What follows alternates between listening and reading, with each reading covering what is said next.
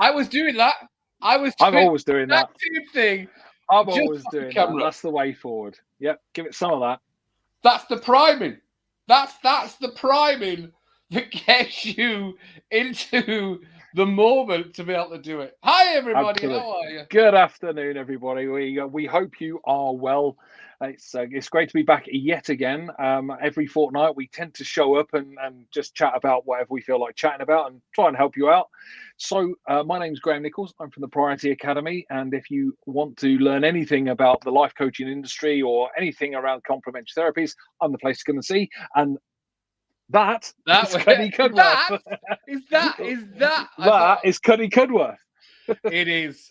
Pleased to meet you, everybody. Once again, my name's Cuddy Cudworth. I'm the proud owner and CEO of, it sounds weird saying CEO, but it is a fact, of Monkey Mind Relaxation. And I help clients get past anxiety, depression, stress, overwhelm in a very quick amount of time. I was talking to some of the life coaches and cognitive behavioral therapists, Graham, and I only do it in 4 sessions. I do it in 4 sessions. Sometimes I say if you need extra sessions, that's fine. And I've had majority of my success with about 4 sessions. And a couple of my friends who I was talking to in the 7 a.m. club and said, I can't believe you get the results in 4 sessions. I'm like, but that's get them in, get them out quick, get that result, get them back on their way. Boom, everyone's living their best life. But that's completely different. So yes, that's me, and welcome to the meanings of life. To be honest, one of my heroes in this type of work, if you like, is Albert Ellis, who designed REBT. And one of the things he says about REBT, hi, Veronica. Hi, you're always here, Veronica. We love you. She's the loyal. Thank you.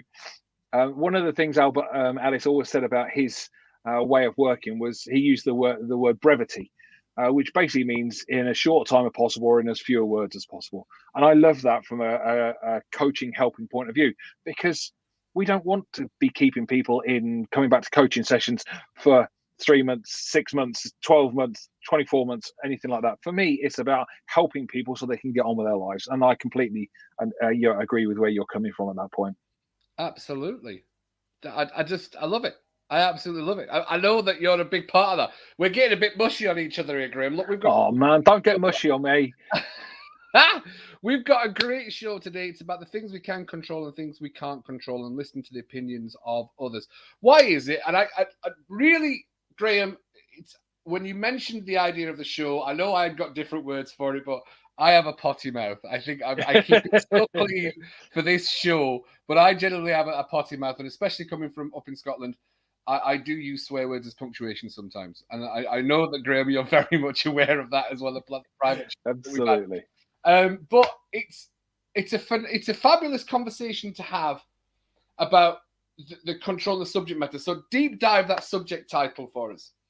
Sure. So from a psychological point of view, if we're talking about it in psychology, it's often referred to as the locus of control. The locus of control is either internal, where you're listening to yourself, you're making the decisions yourself, or it's external, where you're always seeking somebody else's opinion. And no matter what your opinion is, it's their opinion that counts. We could also call it, sometimes in psychology, it's called the frame of reference. In other words, are you referencing it from inside or are you referencing it from other people? And the truth is that balance is always the key. When in anything in life we talk about, and in psychology particularly, balance is always the key. Because if you're always only listening to other people, then you're living their life. But if you're only ever listening to yourself, then other people do have value to add to what your thoughts are. So it's taking that balance in. But at the end of the day, it's your decision. Whatever it may be, in whatever situation, it's your decision. And, I hold my hands up. I used to have a very much an external frame of reference. I used to listen to people and what they'd say, and I'd take that on board, and then that would often stop me, or even what I thought people might say about anything I was going to do, and I would take that on board. And you know what friends are like? Friends are wonderful, but friends will also tell you what they think you want to hear. They always. I want to jump in on that. I want to jump in on what you've said there, because sometimes when you're asking your friends, they're coming from a completely biased opinion of what their thoughts are. This is what I would do, but their frame of reference comes from the situations that have happened since life. Because I don't think any of my friends watch the show anyway, which is probably a good thing.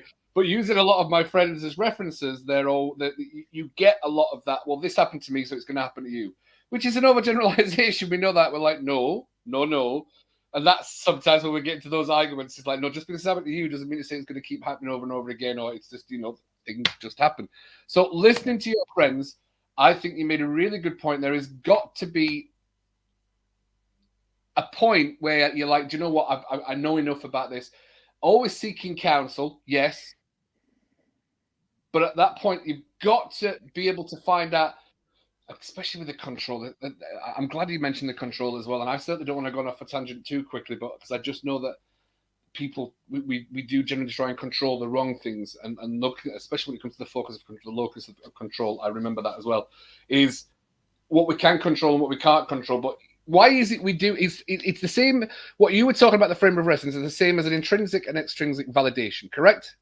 Yeah, absolutely. It's exactly the same thing. It's whether we rely on ourselves or whether we rely on others.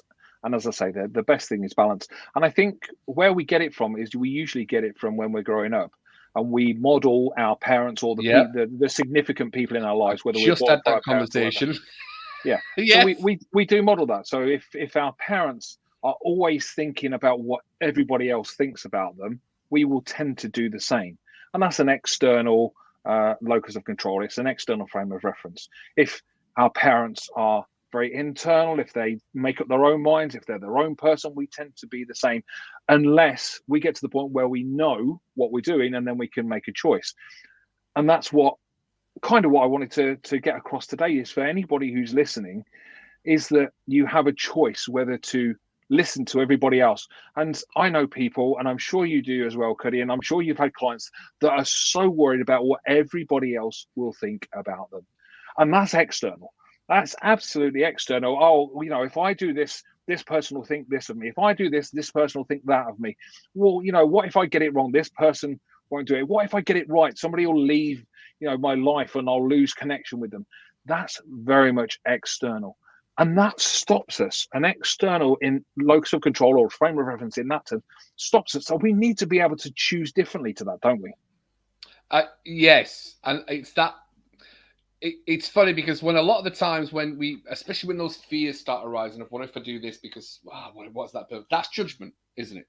That comes from a place of judgment. And if you're the kind of person that sat thinking, what will this person think? What will this person that, to me, suggests you have a lot of judgment within yourself. You're the kind of person that is judging everybody else. And whatever you're judging everybody else, you possibly might kind of think that's what everybody else is doing to you, which is what keeps us frozen, because you think, oh, well, I've been thinking about this person this way. I've been thinking about that person this way. That's what everybody else must be doing to us. And that was something that I learned a long time ago, is, no, everyone's completely different. Everyone's probably already thinking about themselves. And judgment, and I talk about this in every one of the mindset courses and classes and things, is judgment is whatever. Just work on judgment in your life. Start letting that go. Stop judging others. You kind of stop judging yourself. It's just this beautiful Ferris wheel that goes around, that works hand in hand, that once we stop judging others, you'll stop judging yourself, or vice versa. Stop judging yourself, you'll stop judging others. And a lot of the things that we've created, these stories in our minds, kind of dissipate and go away once we start doing that. What's your thoughts? Yeah, they absolutely do. And I think it's sometimes hard for people to do, but I think stopping judging other people is the place to start, because we're very self-critical as human beings. We are very self-critical. We always want to criticize ourselves. We always want to beat ourselves up and push ourselves down. So we judge ourselves.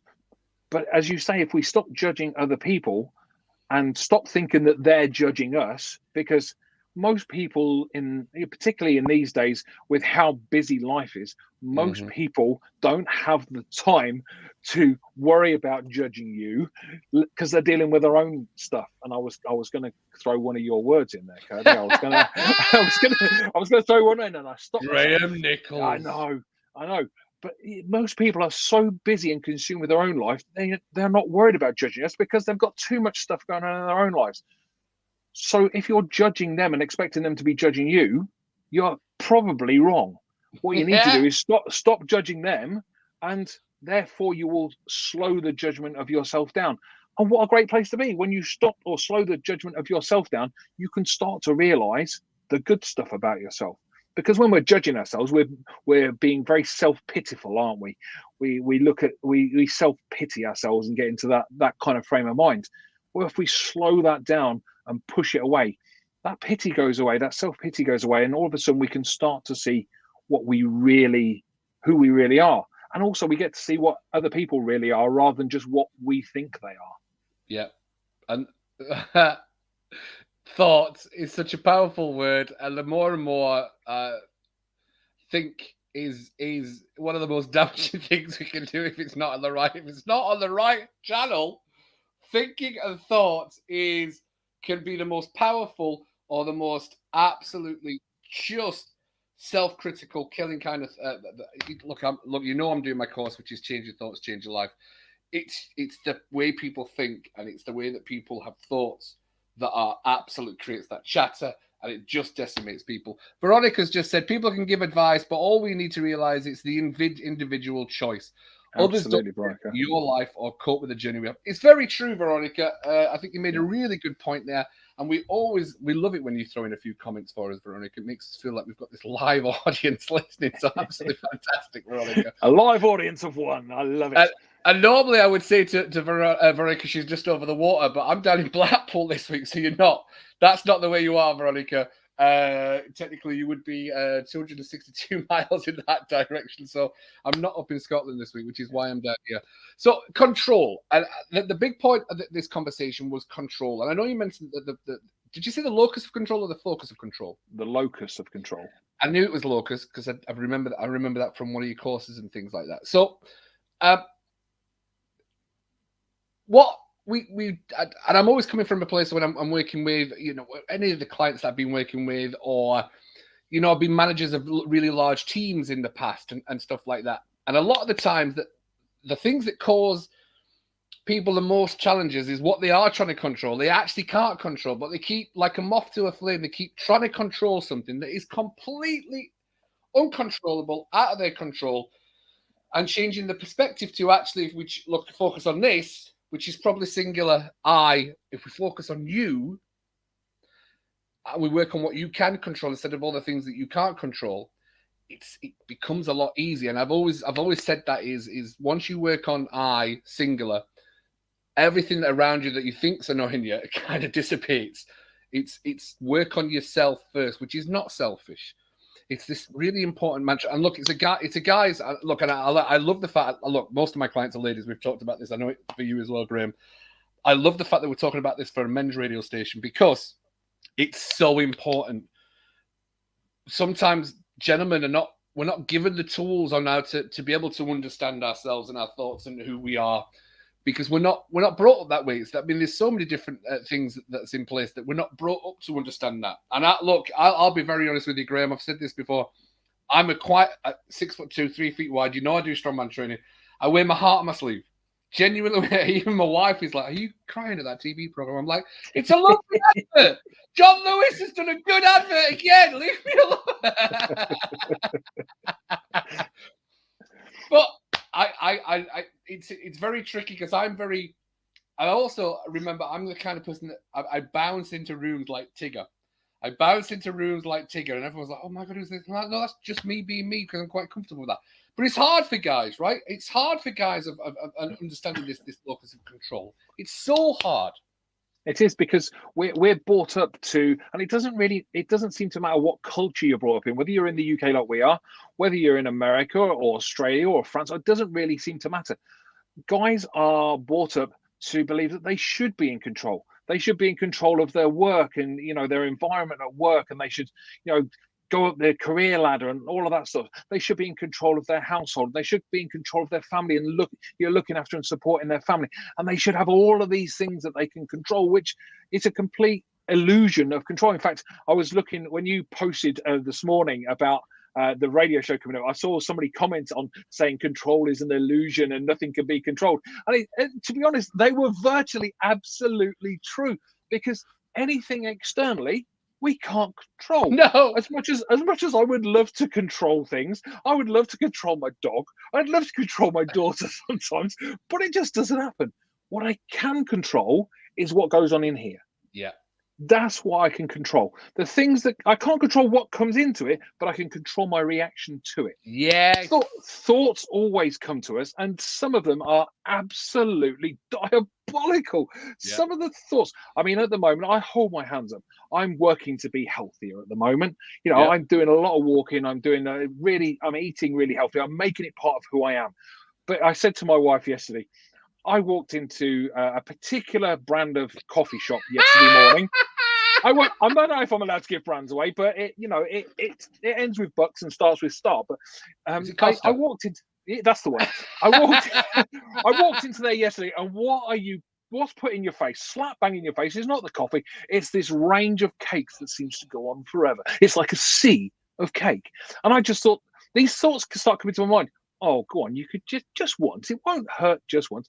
And then I go, no, I'm not interested. I don't want cake. And then my thought pattern goes, okay, well, if you don't want cake, take Paula a cake, and you can have one as well because you'll make Paula happy. And I'm like, will you shut up? I don't want cake. Leave me alone. That's the monkey mind. That's the monkey mind, and that's the thing. We can't control the monkey mind. What we can control is our reaction to it, and that is having an internal locus of control, an internal frame of reference.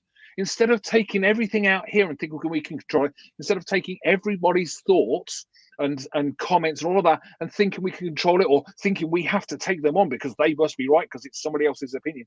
I mean, people trust, and I'm saying this considering we're on an internet radio show now, but people trust stuff on the internet like they know people, like they've known people for years. You see something on a particular social media platform and see it written out, and people go, oh, that must be true. No, take your time to think about it, critically think about it, actually dig into it and see if it's true or not. That's what having an internal locus of control is. Now, I know you, Cuddy, and the fact that you've managed large teams and with the job that you used to do, I know you've got an internal locus of control, because if you didn't, you wouldn't have got to that position in life. Yes. But how frustrating was it for you when some of your team members have that external locus of control and they just listen to everybody else's opinions and don't make their own mind up? How frustrating was that for you? But look, I still have that frustration, Graham. You look, it's the more we learn, the less I know. That's the one thing that I that's maybe my mantra at the moment, is the more I learn, the less I know. And I love that. That's fantastic. The fact that we go and learn something else, because maybe the younger we are, we think we know everything, right? And you get to that point, and that's where the stress and the anxiety and a lot of the depression, well, this is the way it's supposed to be. And it's not. No. Right? Oh, never a true word spoken. This is how it's supposed to be. Yeah. I've said that so many times. No, this is the way it's supposed. No, not really. And I like that. No, that's where that look. And it comes to the control. You can't. I used to say this in the lectures I used to do on the ships and stuff like that. It was because I always have the logo behind me, not the cow. In case you think its logo's changed. So I used to have the logo. I says, look, the art of monkey mind is to be able. You can't control it. You cannot control your emotions. They are too powerful. You try and control your emotions, it's like putting a shuttlecock in a volcano. It's just not going to work. It's just going to explode. You have to learn how to understand it. If you learn how to understand it, everything goes away.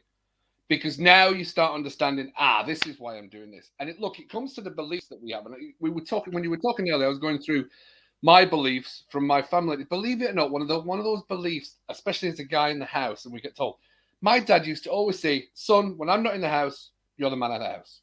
You look after the house. You look after your house, look after your mum, look after your sister.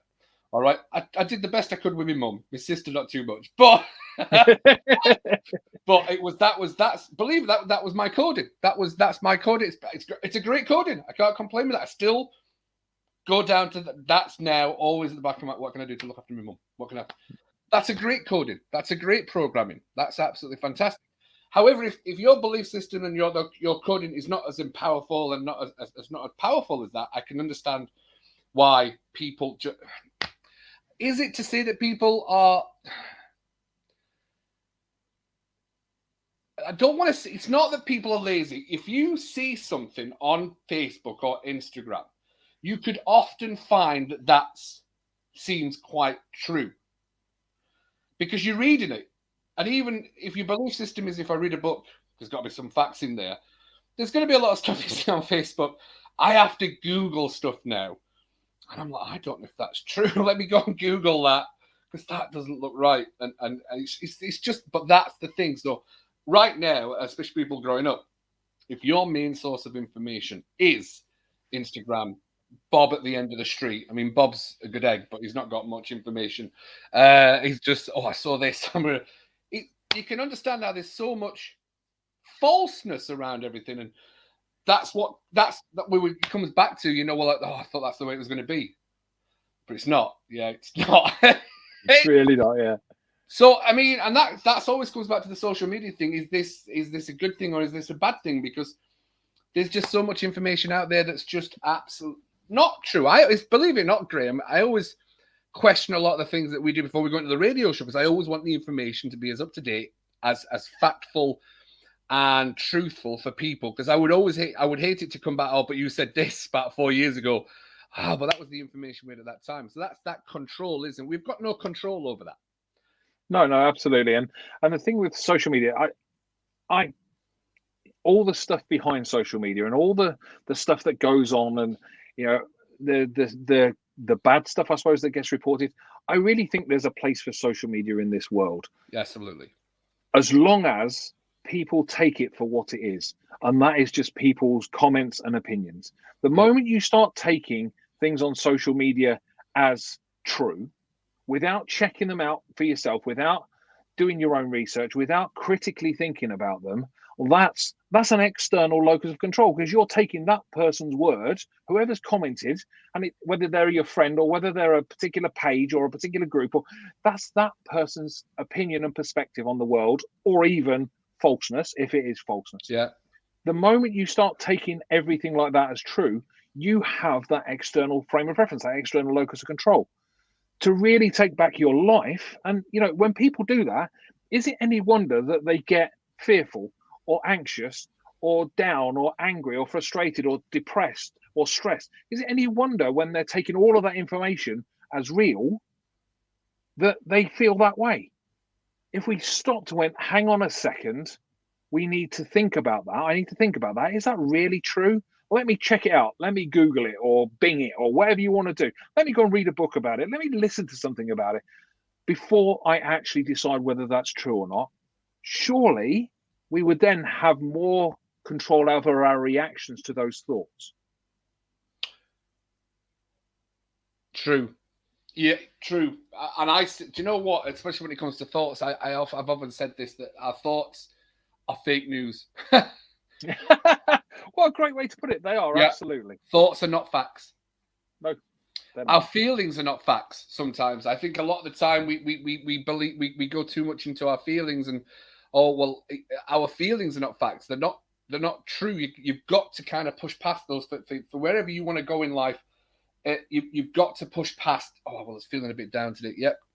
What can we do to get past that feeling instead of staying in that state? We've talked about knocking on the door, but not going in the house, or going in the house and getting back out of that house. I know we've talked about that in the past as well. But the control thing. Why is it we try to control others, Graham? Because that's a good part of this story. Is why is it we try to control others for our emotional, mental well-being? We often say, well, it's not me, it's them that's annoying me. I haven't got a problem, it's this that's the problem. And that's, again, comes back to the intrinsic validation a lot of the times. We even talking about validation, if your social media validation for you being liked is off a post that you've done, getting a like or a love button, then that's an extrinsic. Again, you're never going to really feel that fulfillment in life if your validation of self-worth is coming from outside sources. It can be exhausting for you. Genuinely exhausting for you. Yeah, absolutely. And I think the point you made there about when somebody's saying, I feel a bit down today. If I have a client that says that, or they said, oh, well, I felt a bit down on Tuesday or whatever, I always get them to change the words. And I always get them to say, instead of I feel a bit down or I felt a bit down, I think a bit down. Now that changes the meaning of that sentence with changing one word, because you didn't feel down, you thought down. Oh, I like that. You were thinking about feeling down. If you started thinking about feeling down, but then you thought about feeling happy, or you thought about feeling joyful, or you thought about feeling grateful, well, then you'd change and you would feel grateful or whatever. So I ask people just to change that one word. Every time somebody says to me, I feel this, I say, okay, change that one word. I think this. Because it seems really, really hard. Everybody will say, and you said it yourself about, the emotions and not being able to do that. It's really, really hard to change your emotions. There's a perception there that it's really, really hard to change your emotions. Is it hard to change? As hard to change your thoughts? And it's not. So if you change that, I feel, or it's hard to change your feelings, but you change it to I think, then you can change what you're thinking, and therefore you change what you feel. So just that one simple word. And we are so used to saying that. I get up in the morning and go, oh, I feel a bit, oh, no, I don't. I'm thinking that. I'm not feeling it. I'm thinking that way. But it's part of the English language that people use on a daily basis. And if we could just get people to change from I feel to I think, oh, well, I can change what I'm thinking, and therefore I won't feel that way. And that really does make a real shift in people's lives and in their emotions when they change to doing that. I think my little little joy sometimes is when you get to people and you really get that message down to is thought drives emotion. You can't have an emotion without the thought. The thought is the seed. Yeah, absolutely. The thought is the seed that blooms and germinates this emotion that you're feeling. Yeah, so and it's either going to bloom and germinate a beautiful rose or a weed. I really want to tell you. To use the metaphor. I know, I love it, but I really want to tell you a lot of that. Look, my wife doesn't watch this radio show, so I'm going to talk about my wife a little bit. You'll like this, Graham. So come on. My wife, a lot of the time, sometimes she will have something happen in the morning and have a bad day for the rest of the day, and that's how. And I'm not. So we went out for breakfast this morning. We went out for breakfast in Blackpool. I'm not going to say where it was, but I had an atrocious breakfast. And I was like, this is absolutely terrible. But because the way I am now, I'm like, okay, I had a bad breakfast. It's not going to spoil the rest of my day. But my wife was like, oh, is that going to bother you for the rest of the day? I'm like, no, it was a bad. Now, don't get me wrong. 10 years ago, Cuddy, I would have had a bad week because of the bad breakfast. I would have had a bad week or a month because of that breakfast. That's how bad it was, Graham. I sit here with a smile now, but that's how bad it was. I'd still be going back to I had a bad breakfast 4 days ago. 7 days ago, I had a bad breakfast. Right? And that's what happens we keep that going on, and that's something that's within our control, and most people don't realize that your thoughts and emotions are in your control, and you do decide how your day is going to be, because yes, bad stuff happens, absolutely does, but you've got that responsibility of how do you want your day to turn out? Absolutely. And it's a really good example of having that external frame of reference, that thing over there or whatever happened over there is going to cause me to have a bad day. I think I said it on our last show that one of my daughter's favorite phrases started to become, oh, it's going to be one of those days. Yes. That, oh, I tripped down this step, or I dropped something on the floor. It's going to be one of those days. That is an external frame of reference. That is saying that thing over there that's outside of us is going to take on the rest of your day and affect how you feel. That is an external frame of reference. So you're giving total control to something else. Yeah, and you're not. There's no form of responsibility in there, is there? The responsibility belongs to that breakfast, or it belongs to the chef who cooked that breakfast. The responsibility for your feelings and your emotions belongs to that person. What crock of bleeping bleep! You're giving away total responsibility of yourself. I can't have a good day because something else is bothering you. I mean, really, you've literally. if this is the message we need to get out, is you are in control of that. That is your control. Your decision to let that moment, and we're using a breakfast reference, obviously. It was because the eggs, they were like rubber. They were like Frisbees, to be honest with you. I mean, I don't want to keep talking about the breakfast, Graham, but you get my point. Right? Yeah, well, you shut up. I'm hungry. I'm going to go to Starbucks and get a cake. That was the thing, is that's what people don't understand, the choice. People do not understand the power of choice, the power of that's my thing to deal with. All right, if you're going to sit there and blame everybody else for your emotions and feelings, you have no control over your life. Yeah, absolutely. And the one word you used there was absolutely critical. It's about choice. As you sat there eating that breakfast this morning, you had a choice to go, that was a rubbish breakfast, and I'm going to be peed for the rest of the day. Or that was a rubbish breakfast. Okay, what's next in my day so I can go and enjoy it? Yeah. You had that choice. Everybody has that choice. If you drop something on the floor, a glass on the floor, and it smashes, and that's my story, if you like. From many I years remember ago, the story. Yeah. That glass dropping on the floor. At that point, I had a choice. I had a choice to go, oh well, clear it up, carry on with my day, or what I did at that point, because I didn't know I had a choice, which was just to sink on the floor and start crying my eyes out, and go, have a quite a breakdown. But I had a choice. And everybody thinks, well, I don't have a choice. That's how I feel. Yes, that might be how you feel, but you feel that way because you're thinking that way. I felt that way. I felt down and depressed and frustrated and anxious and stressed because those were the things I was thinking about at the time and had been for a while. If I'd have changed what I was thinking about, if I wasn't thinking, oh God, I feel so tired and down and that, if I was thinking, yes, I've finished work because it was a Sunday afternoon, it was a lovely day outside, I've finished work, I can go and sit outside, have a beer or whatever I wanted, and that glass is smashed, I'd have gone, oh, well, I'll clear it up and then I'll grab a beer. That's the difference. Yeah, that's very true.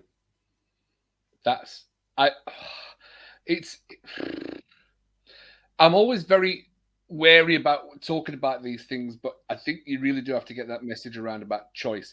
Veronica said it's about research, never just live by opinion. Oh, absolutely true. Other people's opinions of you. And Veronica, you've touched on a great point there, because I've always got this little mantra going on in my head. I'm all about mantras. I do love mantras and the conversations that we have with ourselves. That's about taking control of that chatter.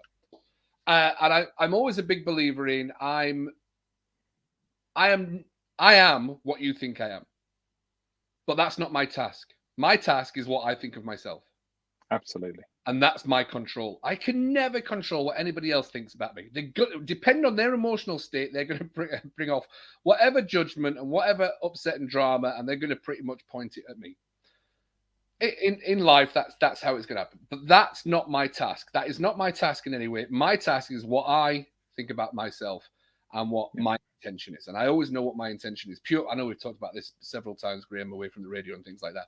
And that's a control thing. So I've chose to focus. Again, we use the word choose, but I've chose to focus on what I can control, which is what I think about myself, not what other people think about me. And that's hopefully a massive power, because there's so many things that I just get so bothered about what other people think about me. Comments, especially in social media, where you get comments that are not always the more better. I'm like, that's their drama. That's a them problem. That's not a me problem. And that's absolutely, that's a powerful thing to walk away with as well. What about yourself, Graham? I absolutely couldn't agree more that I am who I am. If you watch my courses or you see me on this radio station, or if you meet me in person, I am who I am. I don't change who I am depending on situation. I had to learn that because I didn't used to be that way. I used to be what I class as a people pleaser. I wanted to please everybody, even if it was to my own detriment. And that used to be my mantra. As long as my friends are happy, I don't mind if I'm not happy. I'll just do whatever I can. That's extrinsic again. Yep. Yeah. But not realizing that I couldn't make other people happy. I could do everything that I thought could make them happy. But if they weren't happy, nothing that I could do was going to make them happy. What I could do was make myself happy. And then if they chose to join me, that's up to them. If I'm happy around people, I tend to find people are happier around me. Not everybody, because some people just want to be miserable. I'm sorry, but they do. Or they think they do. Maybe I should put that in. They think they do. I But know a lot of those people. yeah, I had to make that shift for me, because that whole thought pattern of, as long as I can make everybody else happy, and it doesn't matter if I'm miserable, sent me down a deep, dark spiral. Because not only was I miserable, but because I couldn't make everybody else happy, well, that just made me even more miserable. And the spiral just went down and down and down until, I got to the place where I had to make a change in my life, or do something that wasn't so good. And I chose to make a change in my life. Veronica, it's the old saying, it's the icing on the cake, but it's about what comes next. Absolutely. It is about what comes next. What comes next is your choice. Gaining back control and putting the brakes on. Oh, I'd love to put the brakes on sometimes. I think sometimes I wish I could put brakes on stuff that's in there, slam the brakes on and make it stop, but it never does. Do you know what what you were talking about? What I was thinking about is, especially when you're around grumpy people, and there is grumpy people out there. Do you know what grumpy people really don't like? Happy people. I go out of my way to be even more happier, because it just frustrates them. And it does. I go out of my way to be more happy and more positive. Yeah, absolutely. Yeah, I love doing that. Yeah, and I think when you're secure in who you are, and I'm not saying we're perfect, I'm far from perfect, but I am secure in who I am, and that allows me to be who I am in no matter what situation. As I said, it doesn't matter, and it wouldn't matter whether I met the Queen or anybody else. I would still be me, and that's life. That's who I am. But that's the power of having that internal frame of reference, because I know who I am and I can be who I am, and yes, I can work on to improve who I am. But when I had an external frame of reference, which as I say, I used to have, and worry about what other people thought of me, that's where the deep dark hole starts. I remember. I saw your face change there. That's where the deep dark hole starts. Do you know what? Yes! The memory that's coming up for me as I talked about that was many years ago, before I met and married Paula, and I lived on my own. I remember a Christmas day. And I remember I always used to go to my parents for Christmas Day and have dinner there. And then I used to come home. And a couple of my friends said to me, don't go home and sit by yourself on Christmas afternoon. Come round to ours. And they had 2 kids, and they were my godchildren. And, we always got on well. But I was in that frame of reference of, I need to make them happy. I need to make them happy, because if they're happy, then, it doesn't really matter about me. Do I went round there on that Christmas Day, and I sat outside their house about, 50 yards down from the road from their house. And it took me nearly 2 hours to go inside, because my external frame of reference is, why would they be interested in having me over on Christmas Day?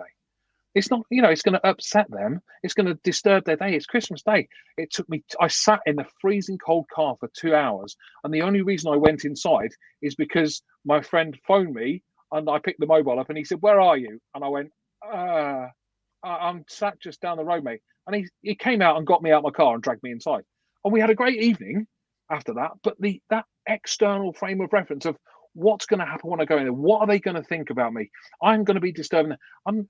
It was an awful 2 hours that I sat there. Yeah, absolutely. That's the deep dark hole that the external frame of reference can lead you to. When you've got that internal frame of reference, when you know who you are, and you learn to become comfortable with who you are in any situation. If I'd have gone there with who I am now, I'd have got out of the car, I'd have walked inside, would have had a great evening, and I wouldn't have wasted 2 hours. And that's just because I've switched that internal frame of reference. Yes, I still listen to other people, and I love other people's opinion, and I love other people's feedback. But at the end of the day, the choice on whether I listen to that feedback is mine. And it's one of the hardest things in the world with the job I do, or the business I hold. My business sometimes holds on reviews. Now we're all used to reviews, seeing reviews on Amazon or whatever. Yeah. If I listened to some of the reviews that I get, particularly when I first started out, I'd have stopped there and then, because some people just don't, no matter what you do, you're not going to please them. So 1 star, and I'd have stopped there. But I had to be comfortable in knowing that I was putting out a great product. That's because I now have that internal frame of reference. Yeah. That's powerful. That is powerful. Really, really, really powerful. And that what other people think about, as it doesn't pop up as much. In fact, very rarely pops up at all. because that's a control thing. Because I know that we're never going to be able to control that. There's so many things, and it does get frustrating for a lot of people around us, that because I do say it quite a lot. I can't control that. There's nothing we could have done about that. Let's just move on. That people still want to dwell on that. Well, no, we could have changed. We could have done this. We could have done. It's gone. That moment's gone. What we can do is learn from it and move forward, and that's a powerful tool. Hindsight's a wonderful thing, but if we lived in hindsight, we wouldn't have the future, would we? In all fairness, so that's the control of. If you can't control, in fact, I think I did a post today in the Facebook group about everything that we worry about. Worry is just a waste of energy, because 95% of everything that you worry about never happens. Absolutely. 5%, 3% of that you couldn't control. You couldn't have controlled it anyway. 2%, you could do something about it. You can do something about it. Do something about it, and the worry goes away. That's the understanding of control, which is a powerful tool for all our people. Men, ladies, anyone listening to the radio and stuff like that. It's phenomenal. Yeah, absolutely. I think that is it. That echoes. Is it a Mark Twain quote? I think that says 99% of the things I worried about never happened, or something along those lines. I think it's a Mark Twain quote, and it's absolutely true. And the Mark Twain quote goes something on the lines of 99% of everything that I was worried about, I created anyway. He knew it was him. It was something that he'd created. The worry he'd created. Absolutely. Yeah. And that's what we do. That's what we do when we think we can control what's happening to us, when we think we can control what other people are doing or saying. One of the things with my daughter growing up, kids tend to worry about what other kids are saying behind their back. And it was that whole learning process of, but you can't control what they're saying behind your back. Do you know what they're saying behind your back? And she would come back, oh, well, they're probably saying this and they're probably saying that. I said, yeah, but that's probably. Do you know what they're saying? She goes, no. I said, so what you got to worry about exactly then? Because they might be saying nothing. And even if they are saying stuff, you don't know what it is anyway. So what's the point in worrying about it? And yet people, even adults these days, still worry about what other people are thinking about them, what other people are saying about them. Oh, well, you know, when John and Steve get together, they talk about me down the pub. Do they? Or do they just sit there supping beer watching the football? I mean, how do you know? And that worry, I think this is the bombshell that we're going to have to drop. If you know who you are and you live to your intention and your purpose, all that control dissipates and goes out. Once you learn who you are as a man or a woman, and you know what your intention is on a daily basis, you do not give a shit about what other people think about you. It's such a powerful tool to understand that you are everything that you need to be. And I read a quote recently, Graham, and I just love this quote. And I'm like, stop discovering who you are and start creating who you want to be. Stop trying to discover who you are and start creating who you want to be. Because we keep looking, oh, no, I'm not right yet. Look, therapy it's such a thing. Therapy always looks at the past, and I think coaching comes from looking for solutions and getting you moving forward. I think that's a powerful tool for anyone, especially coming from the life coaching angle as well. Using cognitive behavioral therapy and NLP, it's a solution-based, move you forward kind of issue and stuff like that. Therapy, and a lot of people are starting to talk about therapy, about dealing with things in the past, and it's not as beneficial as it used to be. And that's a control thing. You can't control what's happened in the past, but you can use that to fuel you moving forwards. Is an important tool for a lot of our listeners. Yeah, absolutely. And you can't control what's happened in the past, but again, you can choose how you react to what's happened in the past. And that's the difference. That choice of choosing, well, do I want to worry about that? Or do I want to think about that? Or do I want to be bothered about what's happened in the past? Oh, well, let's be honest, we've all got stuff that's in our past that is not nice. You know, we've all got stuff. And yes, some people have stuff that's a lot worse. Some people have, you know, terrible, terrible, terrible things that have happened to them in the past. Some people that have had those terrible, terrible things happen still go to have a great future because they chose it to go that way. Some people who have a terrible, terrible past don't go on to have a great future because their focus is still on that past. And I'll say this quite honestly, and I love, you know, you were talking about your mum earlier. I love my mum to bits, but my mum lives in the past. She had a terrible childhood. She had some terrible, not sexual abuse, but different, physical abuse, mental, vocal abuse, that sort of stuff. And she lives there. And she struggles. Her life has always been a struggle. She's suffered with depression. I've had to talk her out of committing suicide. It's one of those things that she focuses on the past. Yeah. If she'd have chosen,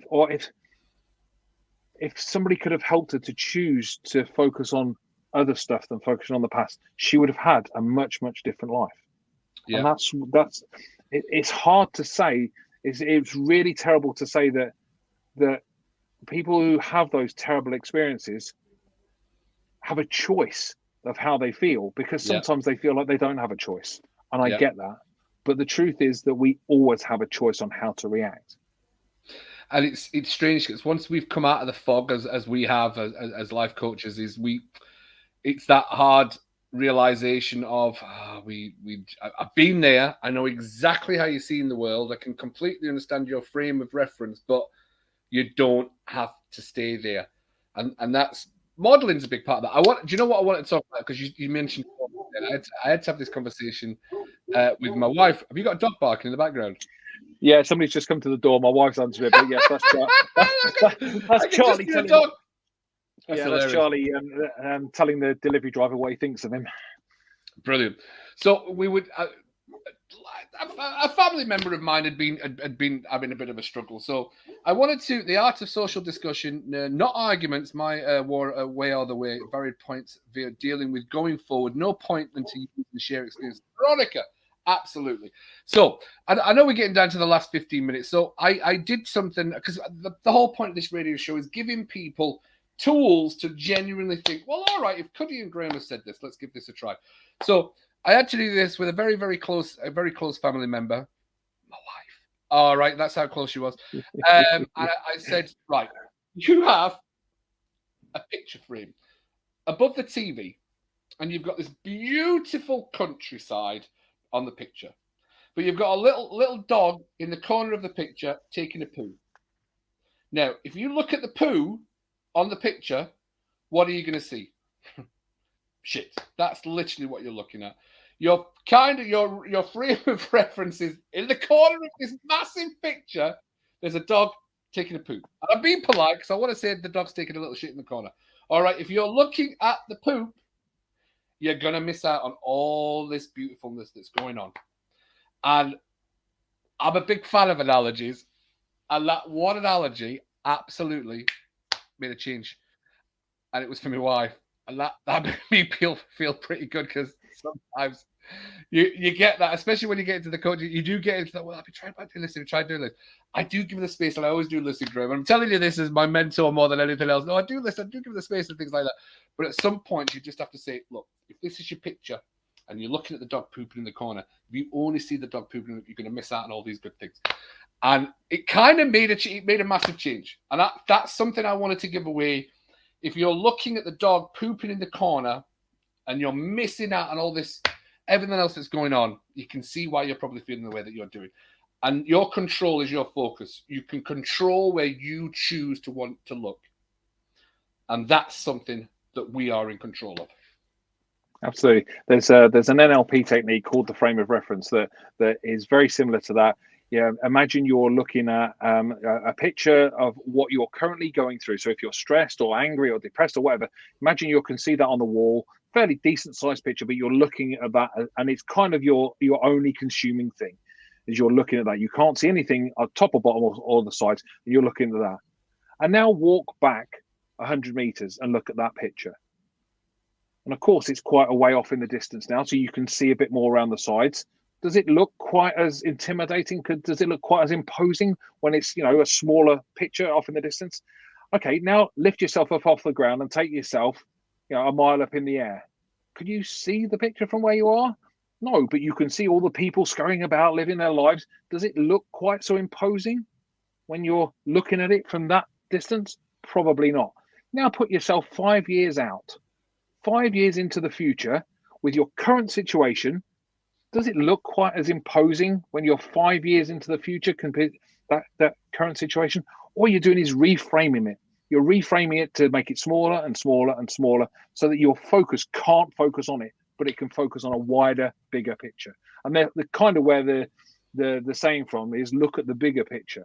You know, look at it out here, not on just this little frame. Like I don't know if I can get the right side of the screen, something like that. Or do you look at it, you know, really wide out? Yeah, it's our focus. The art of perspective is a beautiful tool to have. It is. It is, and that perspective comes from inside of us as well. And that's what, you know, people. Yeah, how many times have you been in a conversation with 4 or 5 different people, and everybody sees it a little bit different? Everybody talks through it a little bit differently because everybody has a different perspective. The way I describe it in one of my courses, can't remember which, was a box gets delivered to your home, and all you do is you see the end of the box, and it's about that square. So you have no reference. What it is a brown box. You have no reference as to what that is.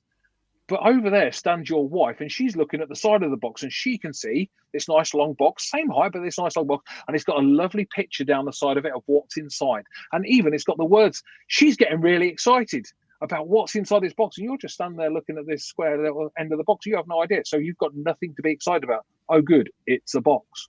That's her perspective versus your perspective. Yeah. And that's, you literally walk from there around to there, and your whole perspective changes. Yeah. And if you can change your perspective on any situation like that, you will change how you see, how you view that situation, what you think about that situation, and then more importantly, what you feel about that situation. Yeah. It's a huge tool. I am the biggest believer in NLP, to be honest with you, Graham, because of how it got me from where I was to where I am now. And it's that one seed, and I still use that one seed now when I know I'm feeling I'm getting down or whatever like that. I'm like, what's one? That's it. What's one positive I can take away from this experience? What's the one positive I can take away from this experience? And that one tool gets me everywhere I need to be. Absolutely. And even there's the downest times. Yeah. There's one thing I want to say about NLP particularly. People have this perception that NLP is just about all the tools and techniques. People want to use all the tools and techniques from NLP. That is not what NLP was derived for. It was not what it was developed for. Yes, the tools and techniques come from NLP, but the tools and techniques are not NLP. NLP is about learning how we use that. Yeah. Simple as that. I think I read it somewhere. It's like reading an instruction manual for your mind. Yeah. That's what NLP is. It's not about tools and techniques. It's about understanding how we use language and how we use images to control what we think and therefore control our emotions. That's what true NLP is. And true NLP comes from modeling the success of others. So you see something that somebody's doing really well and you model it so that you can do it really well as well.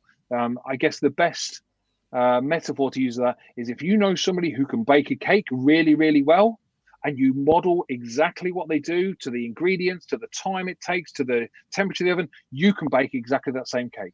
Well, you can do exactly the same with your life. If you can model somebody who's already successful, then you can be just as successful in whatever, whether it's in business or whether it's just whether your thoughts and emotions. If you can model somebody who's successful, that's what NLP is about. It's not about tools and techniques. It's about having an instruction manual for that thing up there. Yeah, absolutely. And the way that I think linguistically, I think so many people are so unaware of the linguistics that we use genuinely spiral us. They can spiral us out by the way that we're talking. And it's, especially when it comes back to that internal chatter, is we are so vicious with ourselves. We wouldn't talk to our friends the way that we talk to ourselves sometimes. So why do we talk to ourselves like that? If what you said about yourself, you said to your friends, you'd have no friends left. Well, to go a step further, if you said to yourself what you said to your spouse, you'd be divorced. You know, if some of the things that I say to myself, and I still do, and I have to, catch myself and throw it. But if I said some of the stuff I say to me, and I went and say it to Paula, honestly, I wouldn't have a marriage because it's terrible. The things. I'm guessing you're the same. I would imagine that your wife would soon give you a good slap around the chops and tell you to get out if you said some of the things to her that you would say to yourself. That's, and the moment you learn to be kinder to yourself, because you start to learn who you are and you start to create who you are, as you were saying earlier, that's when life really becomes interesting for you. Yes. Because you don't then have to go through all of the rubbish that we go through, because you can then choose when you start saying something to yourself up there, you go, hang on a second, that's not true. That's not who I really am. Then you can start to really, really change your life. Yeah. And I know that's, that's a change you made in your life, isn't it? Absolutely. That's exactly what we do on the mindset course that I run 4 or 5 times a year is if we change that internal chatter, you control or understand the meanings that we create or what are creating these stories that are not true. And our imagination, if we're not in control of that, because the show's about control, if we're not in control of our imagination, you can absolutely create a life that you should not be a part of. Absolutely. So here's a phrase for us. We're closing in with only 4 or 5 minutes left. Here's a phrase, considering everything we've talked about today. Yeah. Do you gain more control over yourself when you recognize you always have a choice? I hope you're not throwing me a curveball, but 100% yes. Yeah, absolutely. People do not recognize they have choices in every situation. Yeah. The moment you recognize you have choices in every situation means you take back control of yourself. You don't control the situation. You can't do that, but you can control your reaction to it because you have a choice. I have a choice whether I want to get angry here or whether I want to accept it and move on with it. I have a choice whether I want to be depressed or if I want to be happy. I have a choice in this situation. I dropped a glass on the floor and I had a choice, and I chose the wrong one at that time because I didn't know better. But when you start to know better and you start to learn, then you know the next time a glass drops on the floor, no matter what the situation, no matter what my situation in life is, I can make a better choice of that. Yeah, absolutely. And Veronica's it's regaining belief in ourselves. Absolutely. It is, absolutely. Veronica. And Veronica, we love how much you join in the chat with our shows. Genuinely, I know I mentioned this when I'm doing the shows on my own as well.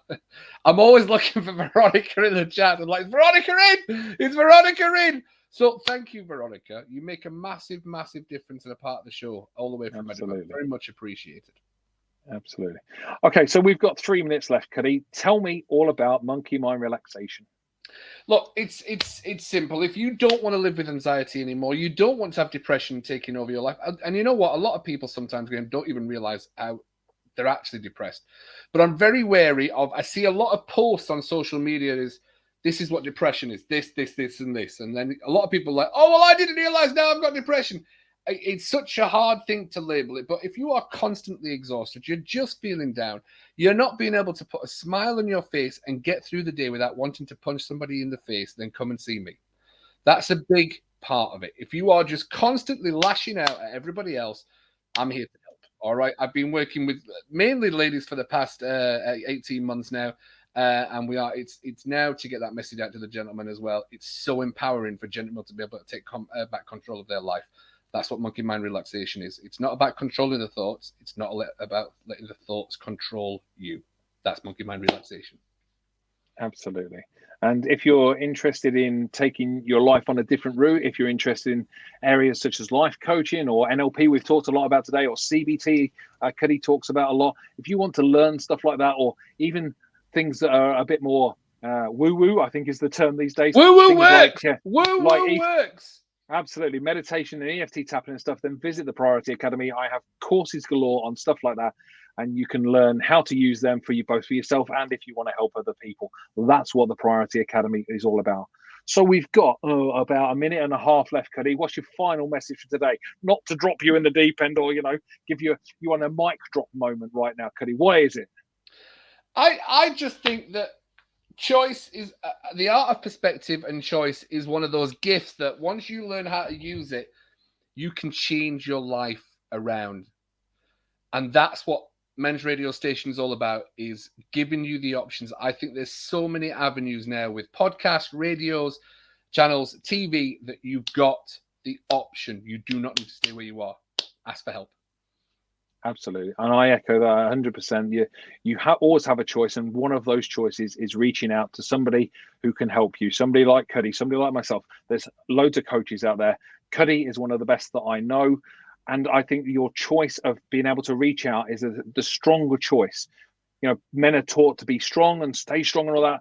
The strength comes in making the choice to reach out and ask for help. Well, that is true strength, whether you're a man or woman. Veronica said, great chats, guys. Veronica, thank you very much. And to everybody out there, thank you so much. We will be back in 2 weeks with another discussion about the meanings of life. Cuddy, thank you. It's always a pleasure, my friend. I love these chats.